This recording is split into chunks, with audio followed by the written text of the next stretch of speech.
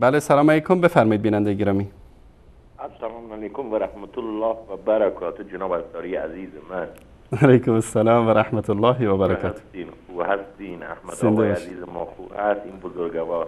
سلامت باشید، الله مطلع حفظتون کنه. ان شاء الله سلامت بداره خدا شما را، ان شاء الله شما پایدار باشین. ما آقای انصاری ثانیه زندگی ما از اون شب ما 5 محرم یاد شما هستم خلاصه.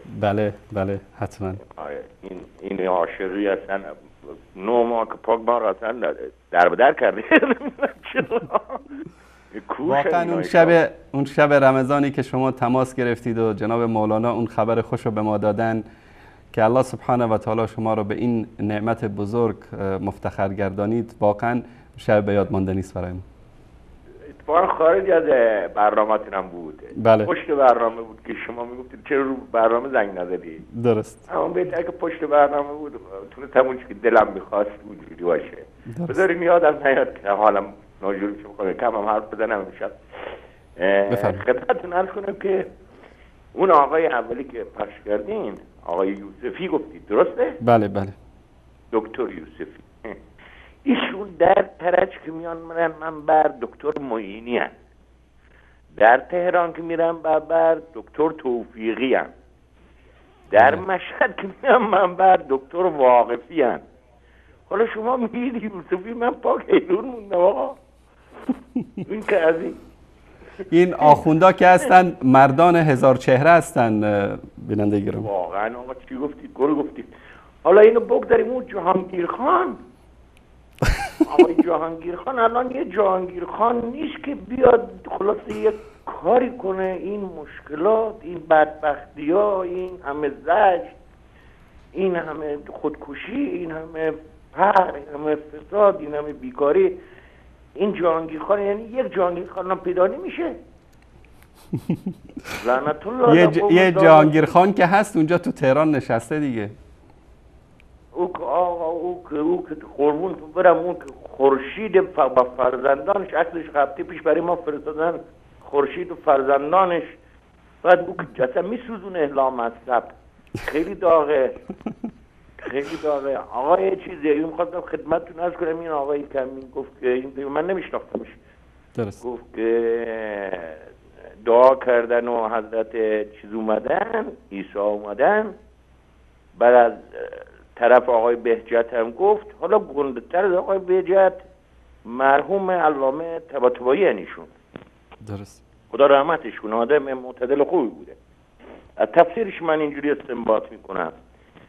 در تفسیر آیه واعتصموا بحبل الله جمیعا ولا تفرقوا، ایشون در زیر این آیه اینجوری میگه که برادران من، عزیزان من، چرا قلوب میکنید در مورد علی؟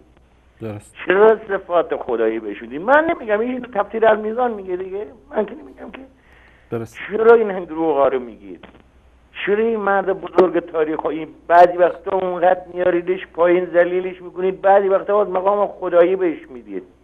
شما نگاه کنید تفسیر المیزان ذیل آیه و حتی اون والله فکر کنم جلد 3 شه. من 40 جلدیشو دارم، نمیدونم بقیه 20 جلدیش هم هست گویا تو بازار. اصلا اینا چجوریست؟ مگر اینا مردم چی فرض کردن؟ چرا میان این دروغا رو میگن؟ درست. والله همه رو اینو گرد. یه خواهش از شما دارم آقای انصاری. بفرمایید. این محمد آخوندی ملعون، ببینید تو شبکه شما اومد گفت هر کی گفت، یک ماه پیش گفت، کلیپش هم دارید، گفت هر کی قائل به تعریف قرآن نباشه کافره. درست. گفت یا نگفت؟ بله. خب این اگر خدا شاهد، تو رو خدا من به شبکه‌های دیگه هم زنگ زدم میگم راهش ندین، همین حرف شما رو میگین اینجا سبب هدایت میشه. بگین راقل با اسکایپ بیاد. چون اینا 12 نفرن دارن میان تو همه شبکه‌ها میان بدون شک. درست. اسمشون همه رو من لیست کردم. درست. چشم. من ازتون خواهش میکنم بیاد آقای آخوندی، هم خودش میاد هم خانومش، خودش با اسکایپ بیاد. دارن که اینا که امکانات دارن که. درست. من با 2 تا تلفن آقا از اول برنامه‌تون دارم شماره‌تون میگم، 2-3 دفعه گرفت که مشغول بودید. درست. باشه چشم. من آقا سلام میگم، وقتتون رو نمیگیرم. باشه من حتما انشالله زنده باش. من انشالله هزار دارن میان، هزار دارن. الحمدلله. فقط این خبر رو بدم، هزار دارن میان. یعنی هر کی من فقط یک رو باش صحبت کردم تمومه. الحمدلله. البته کافر بوده، مسلمان شده چیه نبوده ها. یعنی هیچ دین رو قبول نشه. بابا همش مسخره بازی اینا هم کشکه.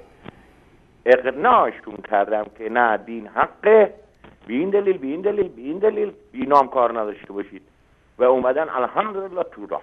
الحمدلله. خدا انشالله به شما خیر بده، انشالله عمر و عزتتون بده به همتون ها. زنده باشید. خدا نگهدارتون. سلامت باشید. الله تعالی ستون کنه. یا الله.